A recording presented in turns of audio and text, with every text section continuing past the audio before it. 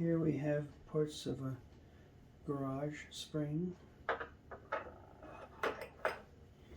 Then we have a long lock nut. We'll be cutting that in half. Got another one, cutting that in half. Got 2 1/4-inch rods, 2 1/4-inch bolts, and 2 1/4-inch nuts. And first thing is we want to straighten these rings out. We're going to want to cut an edge on either side and then squeeze them flat so that we can weld them together.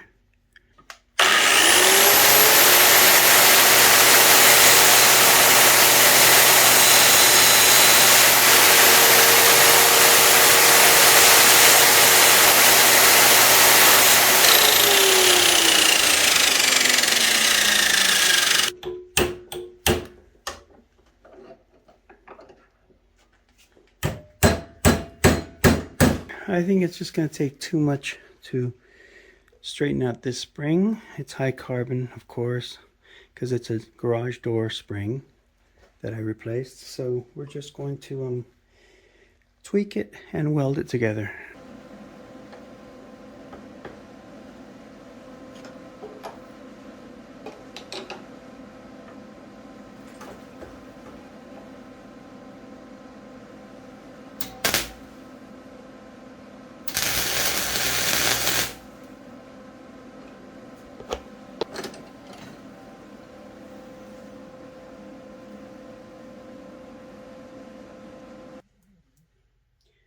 So I need to drill a 1/4-inch hole through this long bolt on this side and another one on this side, and then split this in half.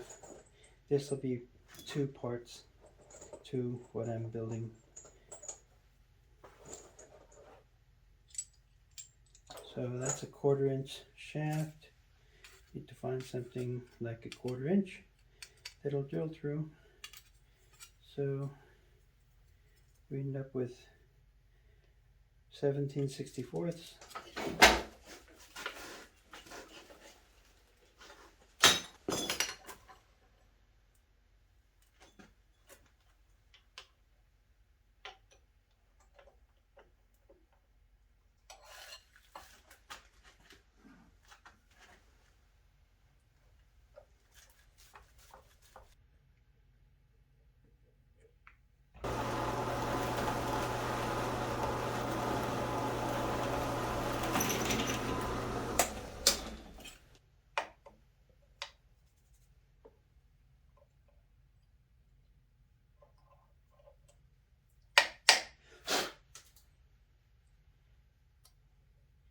Yeah, that'll pop right through, nice and tight. So that'll work. Now it's time to split this in half.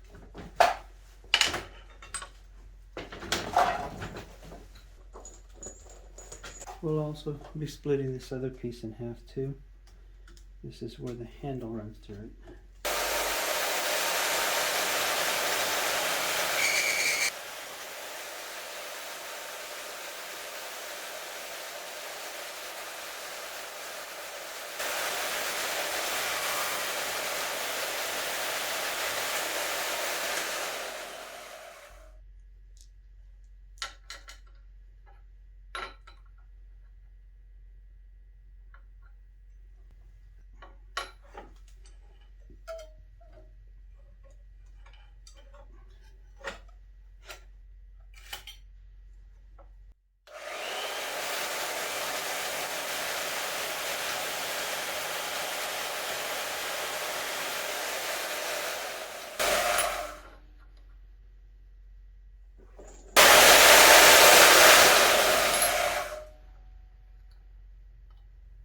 I cleaned these while you weren't looking, but as you can see we had the holes drilled there, both of them.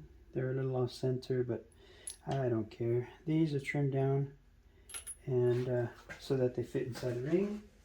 Here are the rings. Need to pop these through these holes. Shouldn't be too difficult.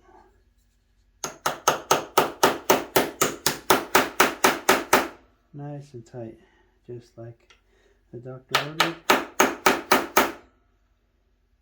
Let's try and hammer it in like this here.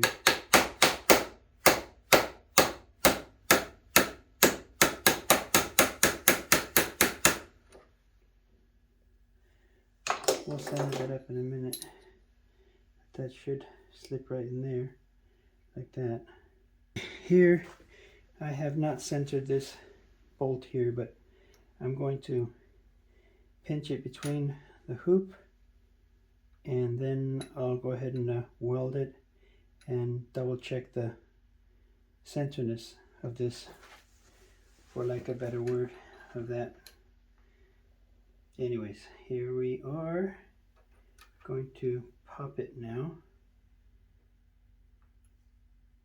Hold it steady. There you go. That was too easy, wasn't it? It's got a little spring in there. Just want to center that up.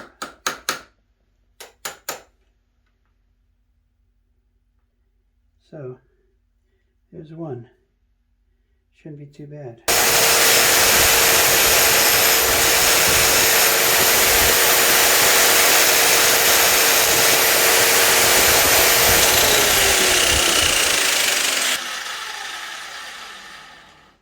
Let us try that again.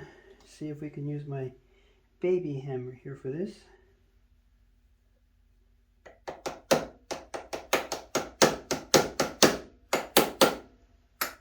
There we go.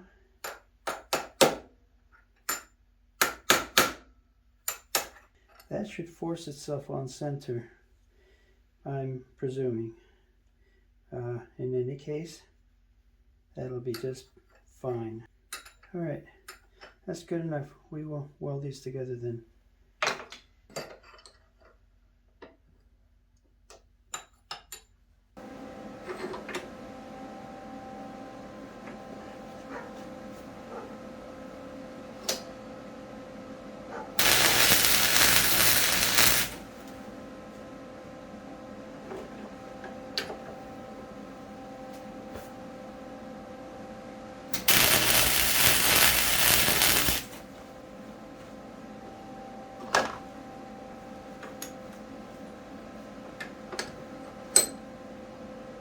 We'll clean that up.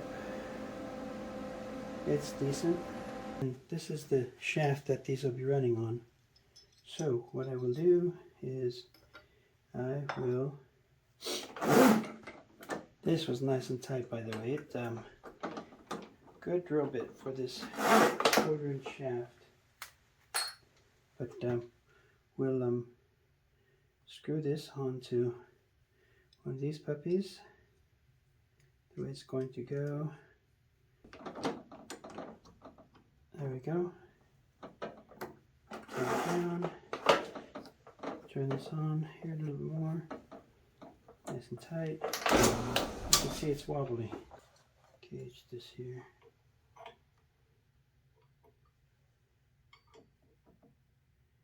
Okay, needs to go this way.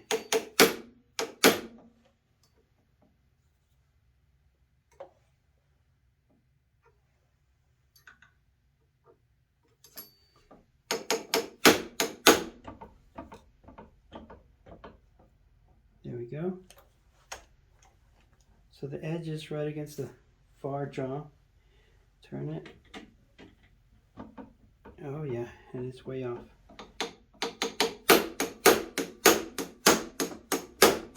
Hammer it back. Hammer it back just a little bit.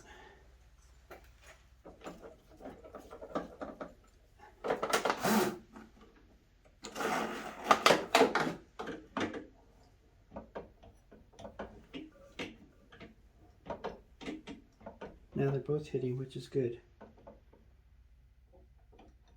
Right there.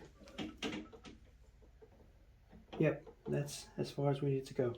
So it's on center like that. Now we need to make sure that it's plane, 90-degree angle to the rod. We'll close this back up.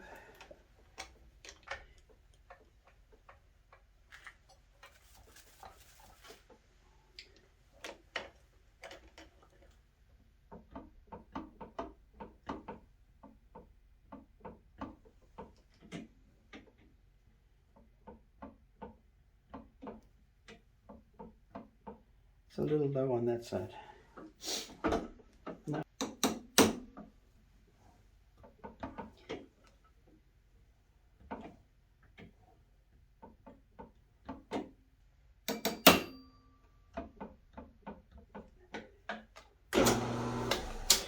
that's fine. That's just fine. Okay. We're done with those two. Let us weld them, and then we'll weld this little nut on the side here, and we'll see what we get from there.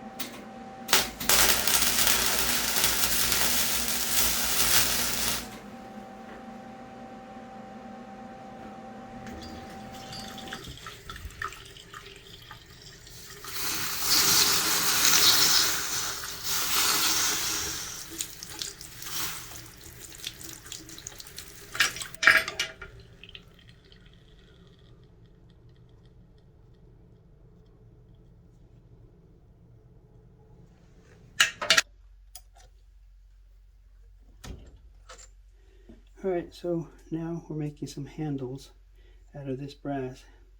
It's like $3-4 here, so I'm gonna use the ends, clean them up, and that way I have a little chunk, nice chunk in the middle left over for other projects. I'll end up using the entire thing. So I'm just cleaning off the threads, just enough to make it somewhat smooth. As you can see here, I still have embedded the previous threads on there, but it's smooth enough to where it feels good. So we're going to clean that off.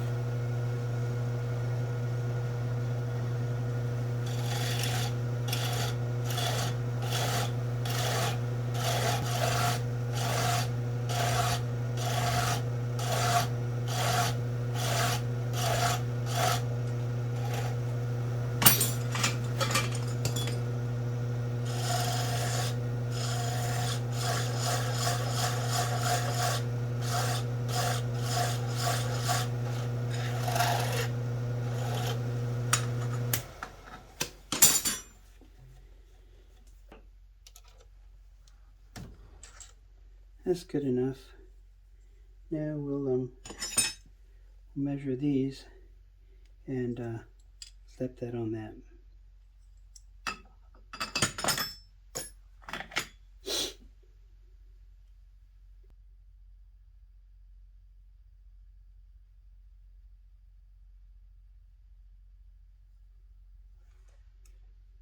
We want, yep, it's marked right there.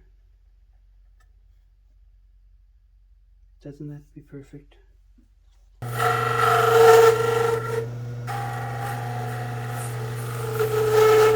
so I just cut these in pieces. That's the extra piece I can use for something else. Throw it in the something else bucket. We'll just clean this up here.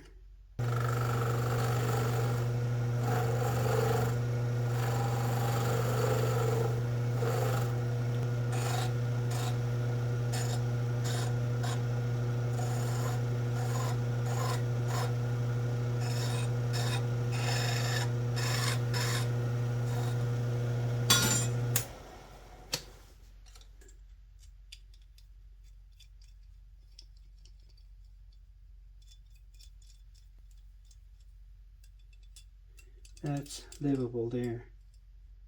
The other one is pretty damn short, but maybe we'll just live with it. So there you have it.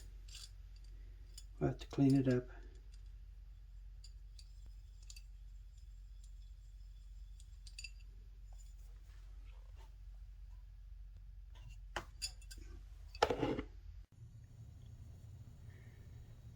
Alright, these are the parts after I've taken off the edges and the spatter. I trimmed it down here, cleaned the corners off, rounded out the heads of the bolts, cleaned off some of the weld. They're not perfect, but they look pretty darn cool, better than I expected. Here's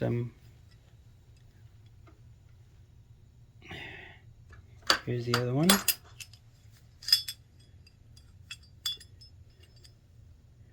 And these I finished off with these diamond spurs here, and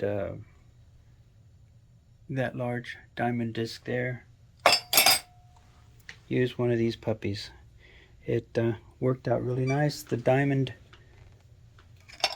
really cleaned it up well. But anyways, we'll show you a quick look at how these turn what I need to turn, and off to the next part of this project. Okay, this is the final result to this wheel here that I just designed. Looks pretty for me. I like the handmade look to it versus all machine. So it's got the brass swivel here for your fingers. It's locked in there with a lock nut, and it's pretty much round. Doesn't have to be at the speed that I'm turning my hand, but so that runs this replaceable threaded shaft here. I still haven't welded onto the main frame here, but I've got this holding hinge is what I call it. It's a long nut with a threaded shaft locked in, so you can adjust this way back and forth, get the alignment just right. Then again, I've got this locked in with this nut. This nut also is the backstop for these bearings here on the outside. Got two nuts here to lock it in place. This here is a piece of conduit that's been sliced in half a couple of times to gauge properly for the two bearings inside that hold it from wobbling from side to side. So that basically is just a rest for this shaft here to turn, nothing more. And it's got a swivel here because it'll have to swivel when this rises and lowers. So it's got a pivot point. This also has a pivot point here. This is the main frame. This pivots on this bearing, and again, it has to swivel along with this here. So I've got a welded nut, and it's got a shaft that's welded to another nut that runs along this shaft here. That's the essentials of it. I use these because they're cheap and they're relatively snug, not too much shake on them, and I can oil the crap out of them. They should last a while. But in any case, I'll show you how this works, just so you can see what it does, in other words.